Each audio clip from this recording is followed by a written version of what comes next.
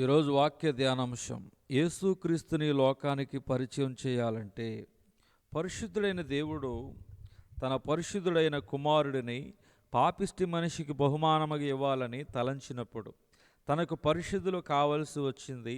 పరిశుద్ధుడైన దేవుడు పురుషుడిని ఎరగని కన్యక గర్భాన మాత్రమే జన్మించాలి. కావున తనకు కన్యక కావలసి వచ్చినప్పుడు దేవునికి కన్యక దొరికింది. ఆమె పేరు మరియా. ఆ క్రీస్తును పోషించడానికి, పెంచడానికి పరిశుద్ధుడైన ఓ యవనస్తుడు కావలసి వచ్చాడు.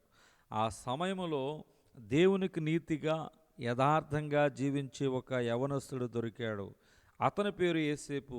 లోకరక్షకునికి, లోకానికి పరిచయం చేయడానికి దేవునికి పరిశుద్ధులు కావలసి వచ్చినప్పుడు యేసేపు మరియు తమ యవన ప్రాయములో లోకమాలిన్యము అంటకుండా తమ్మును తాము పవిత్రంగా కాపాడుకున్నారు. కాబట్టి దేవుని చిత్తములో లోకరక్షకుని ఈ లోకానికి పరిచయం చేశారు.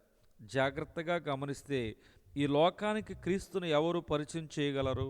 లోకానికి క్రీస్తును పరిచర్యం చేయగలిగేది త్రాగుబోతులు, తిరుగుబోతులు, అల్పకాల పాపభోగాలతో తమ ఇష్టానుసారముగా జీవించేవారు కాదు. పరిశుద్ధుడైన క్రీస్తును ఈ లోకానికి పరిచర్యం చేయగలిగేది కేవలం పరిశుద్ధులు మాత్రమే. ఆనాడు యేసేపు, మరియా తమ యవన ప్రాయములో నీతిగా, పరిశుద్ధముగా జీవించి లోకానికి క్రీస్తును పరిచయం చేశారు.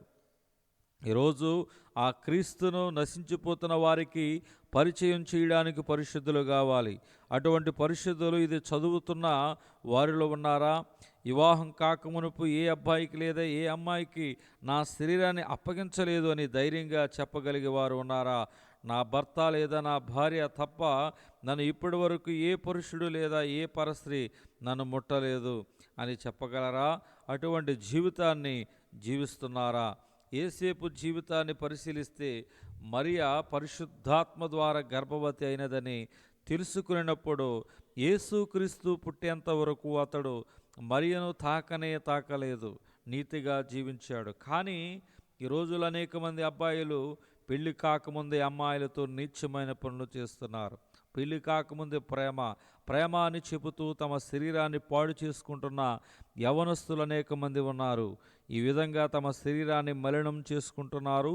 యవనస్తులను కాదు దేవుడు కోరుకునేది. దేవునికి కావలసింది మరియ వంటి అమ్మాయిలు, యేసేపు వంటి నీతిమంతులు. నేను నీతిగా జీవించే అమ్మాయిని లేదా అబ్బాయిని, ఏ పాపమునకు తావివ్వకుండా, లోకము నన్ను ఎంగిలి చేయకుండా పరిశుద్ధంగా నన్ను నేను కాపాడుకుంటున్నాను అని చెప్పగలిగే అమ్మాయిలు, అబ్బాయిలు ఉన్నారా? ఇది వింటున్న వారిలో అటువంటి వారినే దేవుడు కోరుకుంటున్నాడు. కేవలం వారు మాత్రమే క్రీస్తుని లోకానికి పరిచయం చేయగలరు. యెహోవా దృష్టి నీతిమంతుల మీద ఉన్నది, ఆయన చెవులు వారి మొరలకు ఒగ్గి ఉన్నవి. కీర్తనలు 34:15. మనము భక్తిహీనతను, ఇహలోక సంబంధమైన దురాశను విసర్జించి శుభప్రదమైన నిరీక్షణ నిమిత్తము అనగా మహాదేవుడును మన రక్షకుడునైన యేసుక్రీస్తు మహిమ యొక్క ప్రత్యక్షత కొరకు ఎదురు చూచుచు ఈ లోకములో స్వస్థ బుద్ధితోనూ, నీతితోనూ, భక్తితోనూ బ్రతుకుచుండవలని మనకు బోధించుచున్నది. తీతు పత్రిక 2వ అధ్యాయము 12-13 వచనాలు దేవుని యొక్క వాక్యం చెప్తుంది. దేవుడి తన వాక్య ధ్యానం దేవుడు దీవించునుగాక. ఆమేన్.